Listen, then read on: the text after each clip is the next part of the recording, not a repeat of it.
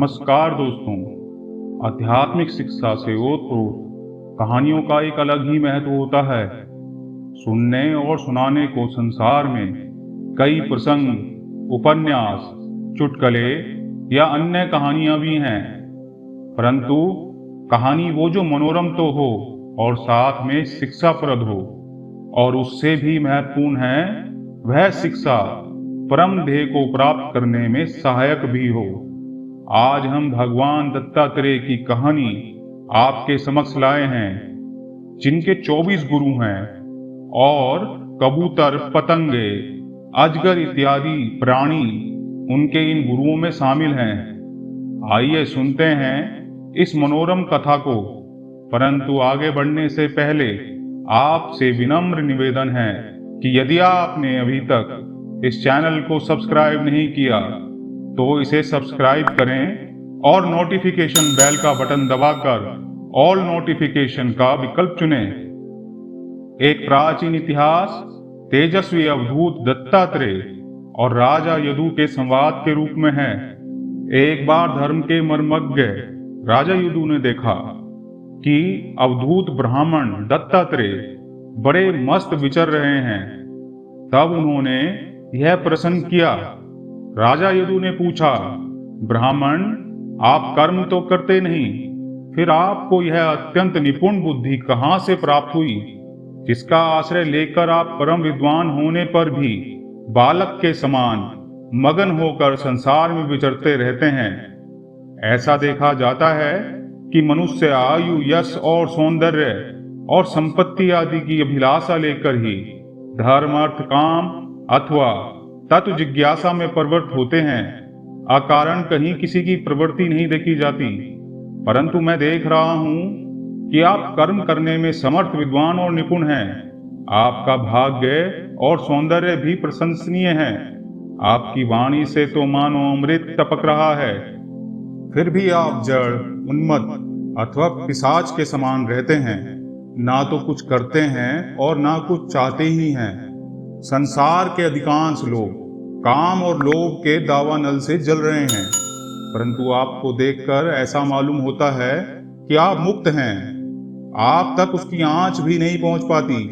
ठीक वैसे ही जैसे कोई हाथी वन में दावाग्नि लगने पर भी उससे छूटकर गंगा जल में खड़ा हो। ब्राह्मण, आप पुत्र, स्त्री, धन आदि संसार के स्पर्श से भी रहित हैं। आप सदा सर्वदा अपने केवल स्वरूप में ही स्थित हैं। हम आपसे यह पूछना चाहते हैं कि आपको अपने आत्मा में ही ऐसे अनिर्वचनीय आनंद का अनुभव कैसे होता है। आप कृपा करके अवश्य बतलाइए। ब्रह्मवेत्ता दत्तात्रेय जी ने कहा, राजन, मैंने अपनी बुद्धि से बहुत से गुरुओं का आश्रय लिया है। उनसे शिक्षा ग्रहण करके मैं इस जगत में मुक्त भाव से स्वच्छंद विचरता हूँ। तुम उन गुरुओं के नाम और उनसे ग्रहण की हुई शिक्षा को सुनो।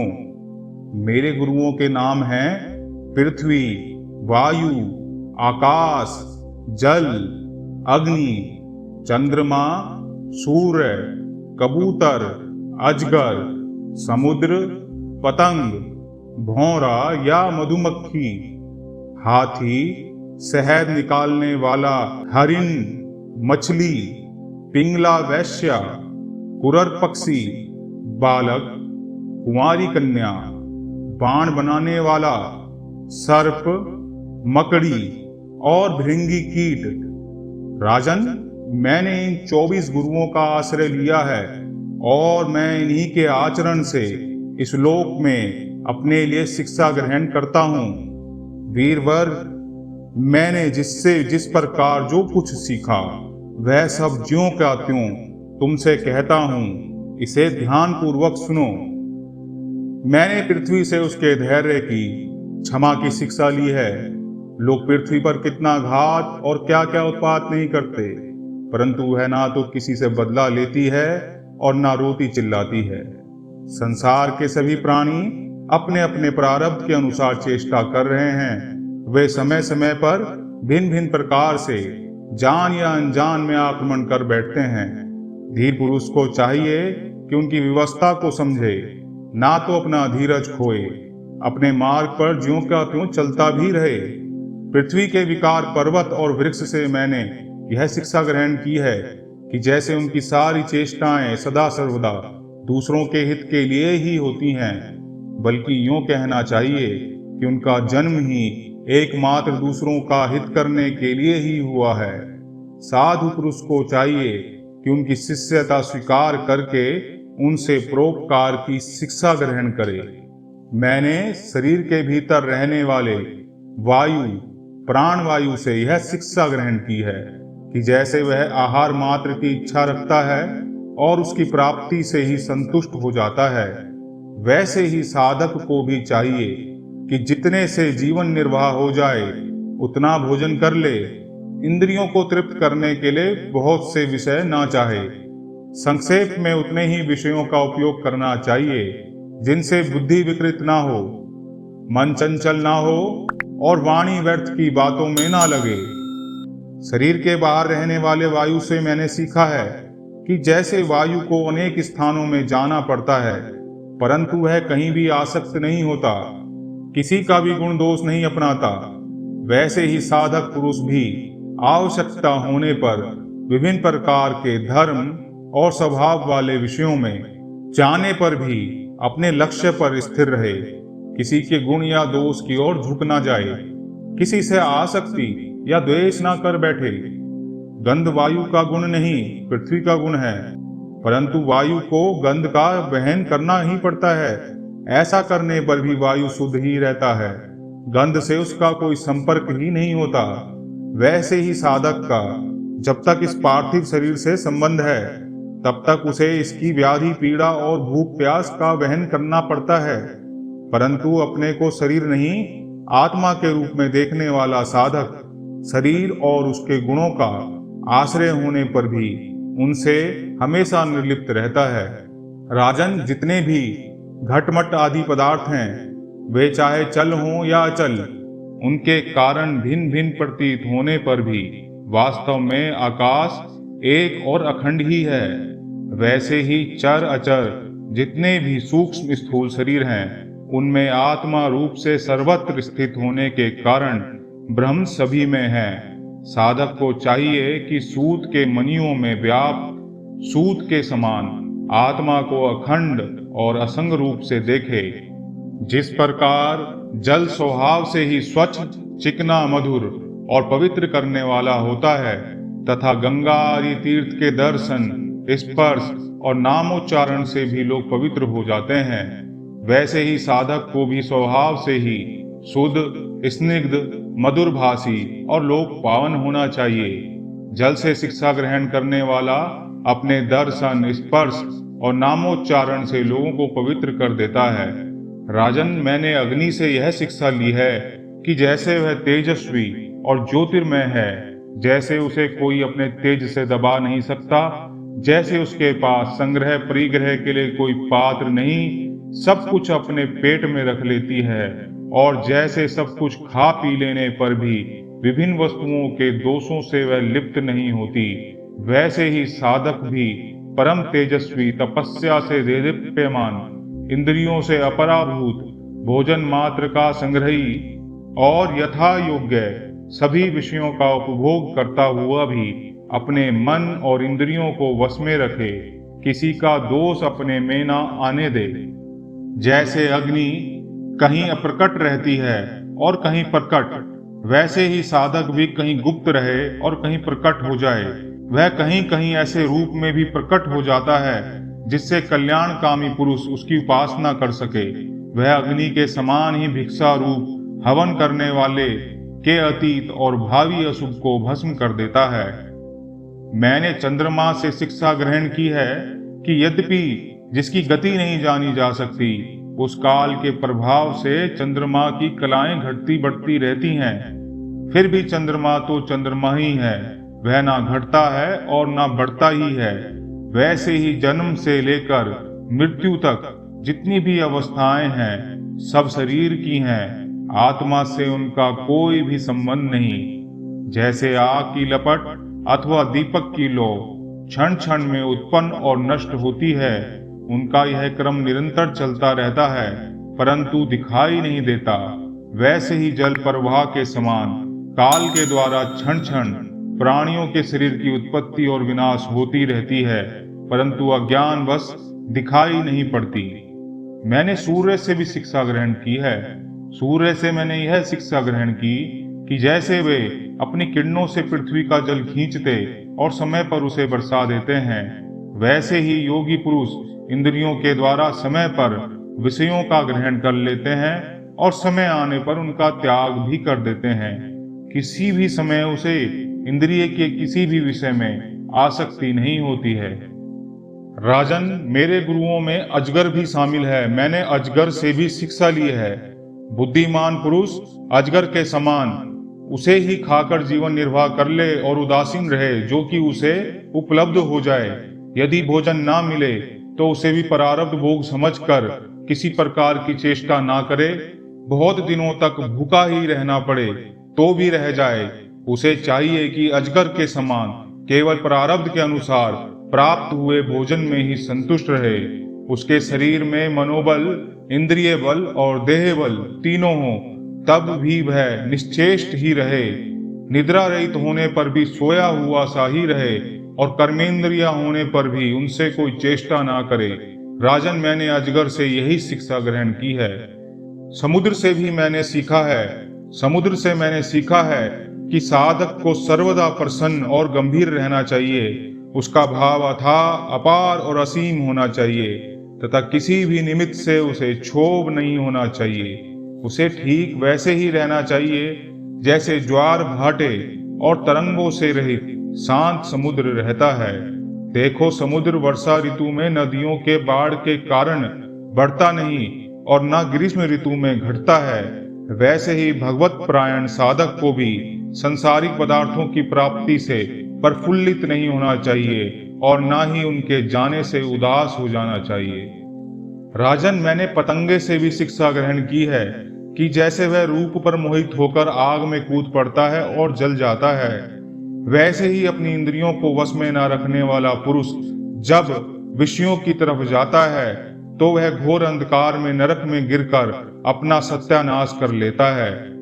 राजन, मैंने भौरे से भी शिक्षा प्राप्त की है। जिस प्रकार भौरा विभिन्न पुष्पों से, चाहे वे छोटे या बड़े हों, उनका सार संग्रह करता है, वैसे ही बुद्धिमान पुरुष को चाहिए कि छोटे बड़े सभी शास्त्रों से उनका सार, उनका रस निचोड़ ले।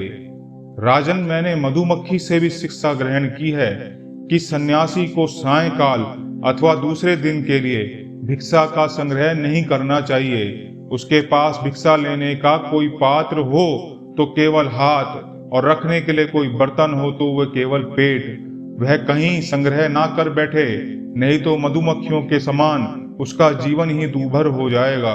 यह बात खूब समझ लेनी चाहिए कि सन्यासी सवेरे शाम के लिए किसी प्रकार का संग्रह ना करे। यदि संग्रह करेगा तो मधुमक्खियों के समान अपने संग्रह के साथ ही जीवन भी गंवा बैठेगा। राजन, मैंने हाथी से भी सीखा है। मैंने हाथी से यह सीखा कि सन्यासी को कभी पैर से भी काठ की बनी हुई स्त्री का भी स्पर्श न करना चाहिए। यदि वह ऐसा करेगा तो हथनी के अंग संग से हाथी बंध जाता है, वह भी ऐसा ही बंध जाएगा। राजन, मैंने मधु निकालने वाले पुरुष से भी शिक्षा ग्रहण की है कि संसार के लोभी पुरुष बड़ी कठिनाई से धन का संचय तो करते हैं, किंतु वह संचित धन ना किसी को दान करते हैं और ना उसका स्वयं उपभोग ही करते हैं। बस जैसे मधु निकालने वाला मधुमक्खियों द्वारा संचित रस को निकाल ले जाता है, वैसे ही उनके संचित धन को भी उसकी टोह रखने वाला कोई दूसरा पुरुष ही भोगता है। राजन, मैंने हिरण से भी सीखा है। मैंने हिरण से सीखा है कि वनवासी सन्यासी को कभी विषय संबंधी गीत नहीं सुनने चाहिए। वह इस बात की शिक्षा उस हिरण से ग्रहण करे जो व्याग के गीत से मोहित होकर बंध जाता है। तुम्हें इस बात का पता होना चाहिए कि हिरणी के गर्भ से पैदा हुए ऋष्य श्रृंग मुनि स्त्रियों के विषय संबंधी गाना बजाना, नाचना आदि देखकर उनके वश में हो गए थे और उनके हाथ की कठपुतली बन गए थे। अब मैं तुम्हें मछली की सीख सुनाता हूँ। जैसे मछली कांटे में लगे हुए मांस के टुकड़े के लोभ में अपने प्राण गंवा देती है, वैसे ही स्वाद का लोभी दुर्बुद्धि मनुष्य भी मन को मत कर व्याकुल कर देने वाली अपनी जिह्वा के वश में हो जाता है और मारा जाता है। विवेकी पुरुष भोजन बंद करके दूसरी इंद्रियों पर तो शीघ्र विजय प्राप्त कर लेता है, परंतु इससे उनकी रसना इंद्रिय वश में नहीं होती। वह तो भोजन बंद कर देने से और भी प्रबल हो जाती है। राजन, मैंने वैश्या से भी सीखा है। प्राचीन काल की बात है, विदेह नगरे मिथिला में एक वैश्या रहती थी। उसका नाम था पिंगला। मैंने उससे जो कुछ शिक्षा ग्रहण की वह मैं तुम्हें सुनाता हूँ। सावधान होकर सुनो। वह स्वेच्छाचारिणी तो थी ही, रूपवती भी थी। एक दिन रात्रि के समय किसी पुरुष को अपने रमण स्थान में लाने के लिए खूब बन ठन कर उत्तम वस्त्र आभूषण से सजकर बहुत देर तक अपने घर के बाहर दरवाजे पर खड़ी रही। परंतु उसे तो धन की कामना थी। उसके मन में यह कामना इतनी दृढ़ मूल हो गई कि वह किसी पुरुष को उधर से जाते देखकर यह सोचती कि यह कोई धनी है और मुझे धन देने आने वाला है। राजन, सचमुच आशा और धन की लालसा बहुत बुरी है। धनी की बाट जोहते जोहते उसका मुख सूख गया, चित्त व्याकुल हो गया। अब उसे इस वृत्ति से बड़ा वैराग्य हुआ। उसमें दुख बुद्धि हो गई। इसमें संदेह नहीं कि इस वैराग्य का कारण चिंता ही थी, परंतु ऐसा वैराग्य भी तो सुख का कारण बन जाता है। जब वैश्या के चित्त में इस प्रकार की वैराग्य भावना जागृत हुई, तब उसने एक गीत गाया, वह मैं तुम्हें सुनाता हूँ। राजन, मनुष्य आशा की फांसी पर लटक रहा है। इसको तलवार की तरह काटने वाली यदि कोई वस्तु है तो वह केवल वैराग्य है।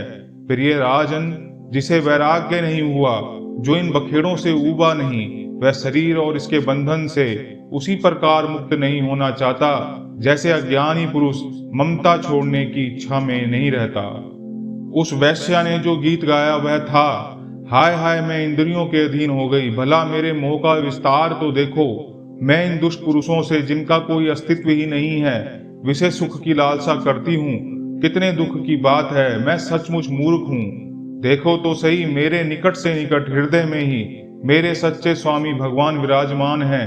वे वास्तविक सुख और परमार्थ का सच्चा धन देने वाले हैं, नित्य हैं। हाय, मैंने उनको तो छोड़ दिया, परंतु उन तुच्छ मनुष्यों का सेवन किया जो मेरी मूर्खता की हद है। बड़े खेद की बात है, मैंने अत्यंत निंदनीय आजीविका वैश्यवृत्ति का आश्रय लिया और व्यर्थ में अपने शरीर और मन को कलेश दिया, पीड़ा पहुंचाई। लंपट लोभी निंदनीय मनुष्यों ने इसे खरीदा। मैं इतनी मूर्ख हूं कि शरीर से धन और रति का सुख चाहती हूं, मुझे धिक्कार है। दत्तात्रेय जी कहते हैं, राजन, वैश्या ने ऐसा निश्चय करके अपने प्रिय धनियों की दुराशा और उनसे मिलने की लालसा का परित्याग कर दिया और शांत भाव से जाकर वह सो पड़ी। सचमुच आशा ही सबसे बड़ा दुख है और निराशा ही सबसे बड़ा सुख है, क्योंकि वैश्या ने जब पुरुष की आशा त्याग दी तब वह सुख और चैन से सो सकी। राजन, मैंने एक कुरर पक्षी से भी सीखा। एक कुरर पक्षी अपनी चोंच में मांस का टुकड़ा लिए हुए था। उस समय दूसरे बलवान पक्षी जिनके पास मांस नहीं था, उससे छीनने के लिए उसे घेर कर चोंचे मारने लगे। जब कुरर पक्षी ने अपनी चोंच से मांस का टुकड़ा फेंक दिया, तभी उसे सुख मिला। मुझे मान या अपमान का कोई ध्यान नहीं है और घर एवं परिवार वालों को जो चिंता है वह मुझे नहीं है। मैं अपने आत्मा में ही रमता हूँ और अपने साथ ही क्रीड़ा करता हूँ। यह शिक्षा मैंने बालक से ली है, अतः उसी के समान मैं मौज में रहता हूँ। इस जगत में दो ही प्रकार के व्यक्ति निश्चिंत और परमानंद में रहते हैं, एक तो भोला भाला निश्चेष्ट नन्हा सा बालक और दूसरा वह पुरुष जो गुणातीत हो गया हो। मैंने एक कुमारी कन्या से भी शिक्षा ली है। एक बार किसी कुमारी कन्या के घर उसे वरण करने के लिए कई लोग आए। उस दिन उसके घर के लोग कहीं बाहर गए हुए थे, इसलिए उसने स्वयं ही उनका आतिथ्य सत्कार किया।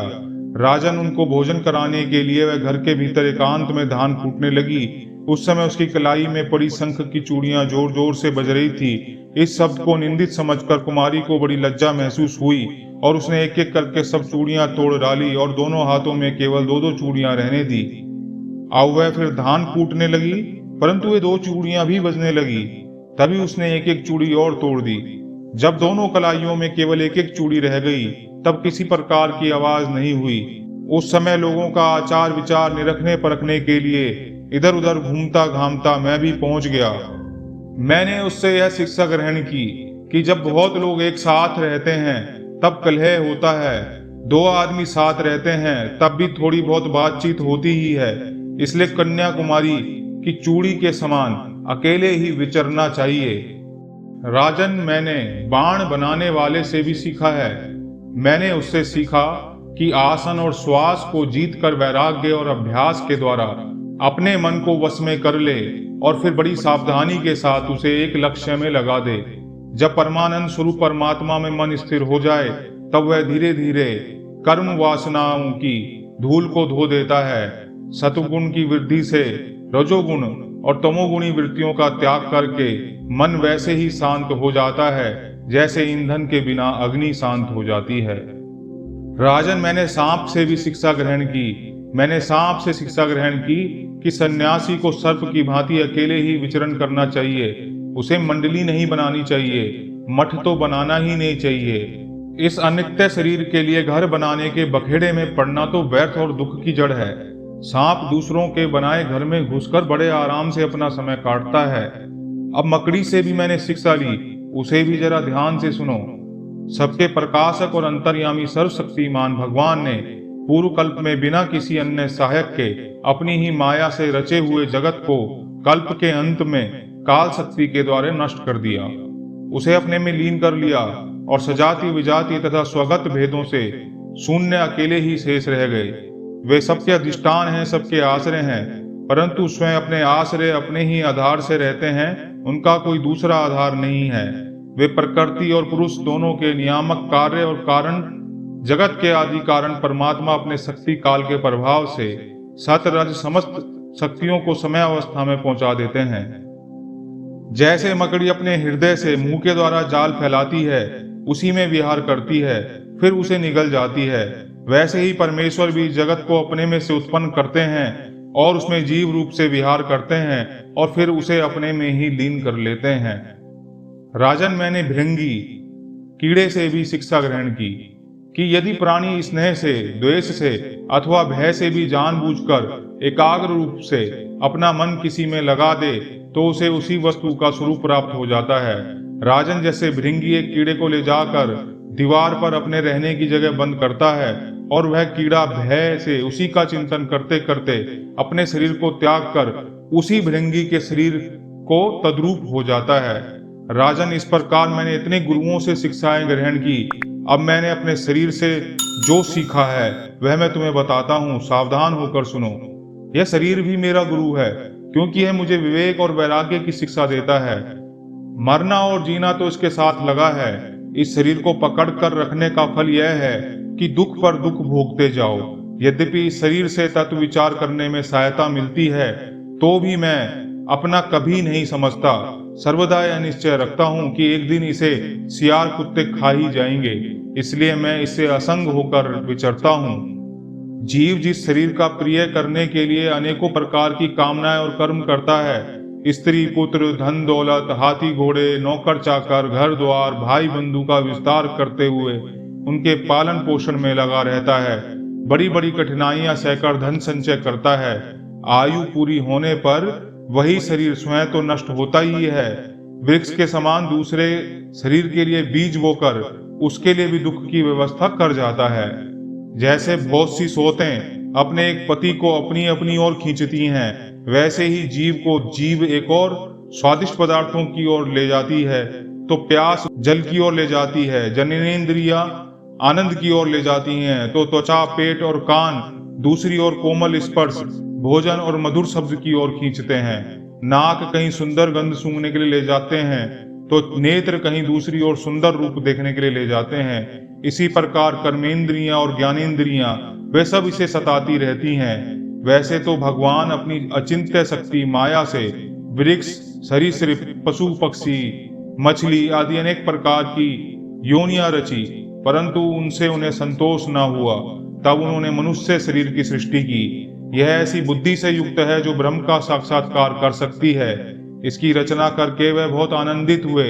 यद्यपि यह मनुष्य शरीर है तो अनित्य ही, मृत्यु सदा इसके पीछे है, परंतु इससे परम पुरुषार्थ की प्राप्ति हो सकती है। इसलिए अनेक जन्मों के बाद यह अत्यंत दुर्लभ मनुष्य शरीर पाकर बुद्धिमान पुरुष को चाहिए कि शीघ्र से शीघ्र मृत्यु के पहले ही मोक्ष प्राप्ति का प्रयत्न कर ले। इस जीवन का मुख्य उद्देश्य मोक्ष ही है।